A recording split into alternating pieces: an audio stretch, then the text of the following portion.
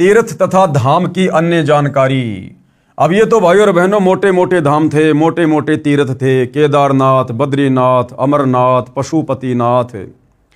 इसके अलावा भी और बहुत सारे तीर्थ हमारे भारत देश में हैं, जहाँ पर प्रतिवर्ष लाखों की संख्या में अंध श्रद्धालु पुण्य प्राप्त करने के लिए, या वर्तमान में तो बहुत सारे भाई बहन खाली पिकनिक मनाने के लिए, घूमने फिरने की दृष्टि से भी जाते हैं। तो वहाँ जाने से उनको लाभ होता है या नहीं होता है? वो साधना शास्त्रों के अनुकूल है या शास्त्रों के विरुद्ध है? और वो तीर्थ कौन कौन से हैं, कहाँ कहाँ हैं, और कैसे उन तीर्थों की स्थापना हुई? जब हम उनके विषय में जानेंगे तो भाई और बहनों वहाँ जाने का शौपन में भी हमारा मन नहीं करेगा। उन तीर्थों पर जाने का शौपन में भी हमारा मन नहीं करेगा, जिन तीर्थों पर आध्यात्मिक अज्ञानता के चलते हमारे नादान धर्मगुरुओं द्वारा भ्रमित किए जाने के कारण लाखों श्रद्धालु प्रतिवर्ष जाते हैं, और सैकड़ों की संख्या में तो आते जाते समय रास्ते में एक्सीडेंट में मर जाते हैं। क्यों? क्योंकि हम हिंदू भाई बहनों को अपने धर्म ग्रंथों में लिखी उन तीर्थों के विषय में जो सत्यता है अभी उसका ज्ञान नहीं है। हम केवल भेड़ चाल में चल रहे हैं, हम देखा देखी को ज्यादा महत्व देते हैं। और जब हमें सत्यता का पता चलेगा कि उन तीर्थों की स्थापना कैसे हुई, कैसे कैसे घटिया कर्म वहां किए गए जिस कारण से वो तीर्थ कहलाए, अब यदि हम वहां लाभ प्राप्ति के लिए जाएंगे तो हमारे से बड़ा मूर्ख फिर कोई नहीं कहलाएगा। तो हकीकत क्या है जो हमारे पुराणों में वर्णित है? तीर्थ तथा धाम की अन्य जानकारी।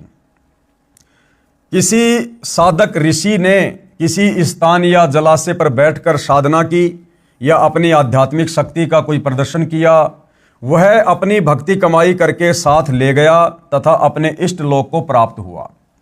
उस साधना स्थल का बाद में तीर्थ या धाम नाम पड़ गया। अब कोई उस जगह को देखने जाए कि यहाँ कोई साधक रहा करता था, कि यहाँ कोई बहुत बड़ा भगत रहा करता था, पहले उसने बहुतों का कल्याण किया, अब न तो वहाँ संत जी है जो उपदेश दे, वह तो अपनी कमाई करके चला गया शरीर छोड़ के। विचार करें, कृपया तीर्थ व धाम को हमाम दस्ता जाने। हमाम दस्ता क्या होता है? एक लोहे का उखड़ होता है, एक छोटा सा लोहे का मुसल होता है, और कोई भी चीज उसमें कूटी जाती है, उसको हमाम दस्ता कहते हैं। 1 फुट का लोहे का गोल पात्र लगभग 9 इंच परिधि का उखड़ जैसा होता है तथा 1.5 फुट लंबा तथा 2 इंच परिधि का गोल लोहे का डंडा सा मुसल जैसा होता है, जो सामग्री व दवाइयां आदि कूटने के काम आता है। उसको कहते हैं हमाम दस्ता। एक व्यक्ति अपने पड़ोसी का हमाम दस्ता मांग कर लाया। उसने हवन की सामग्री कूटी तथा मांझ धोकर लौटा दिया। जिस कमरे में हमाम दस्ता रखा था उस कमरे में सुगंध आने लगी।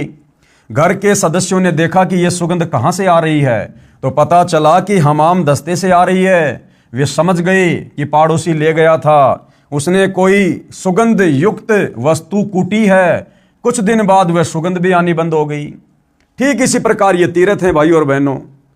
उस जगह पर जहां आज तीर्थ बने हुए हैं, किसी भगत ने, किसी साधक ने, किसी ऋषि ने, जैसा भी उसको ज्ञान प्राप्त था, उसने वो साधना की थी, वो भक्ति की थी, और जब उसका शरीर छूटा तो उसके बाद अपनी भक्ति कमाई को लेकर वो अपने इष्ट के धाम में चला गया जहां तक कि उसने साधना की थी।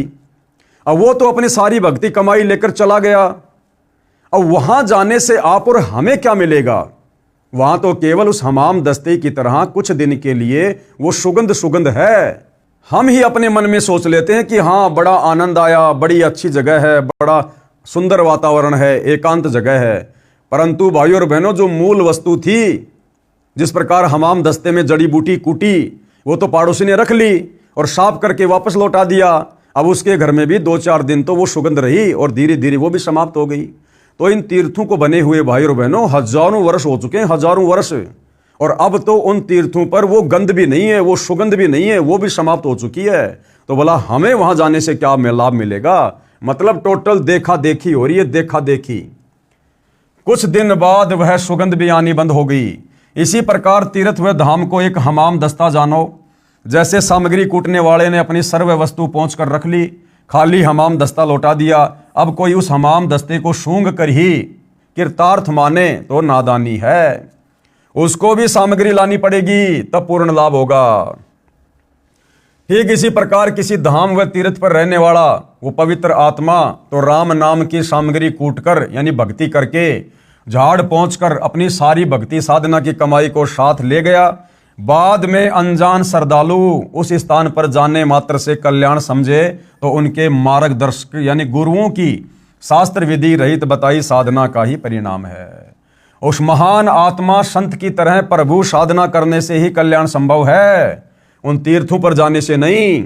जिस प्रकार उन तीर्थों वाली जगह पर पहले वो साधु महात्मा ऋषि बैठकर भक्ति किया करता था, हमने भी उसी प्रकार से भाई भक्ति करनी पड़ेगी, तब हमें लाभ प्राप्त होगा। खाली उस जगह को देखने मात्र से कोई लाभ नहीं है। उसके लिए तत्वदर्शी संत की खोज करके उससे उपदेश लेकर आजीवन भक्ति करके मोक्ष प्राप्त करना चाहिए। शास्त्र विधि अनुकूल सत साधना मुझ दास रामपाल दास के पास उपलब्ध है, कृपया निःशुल्क प्राप्त करें।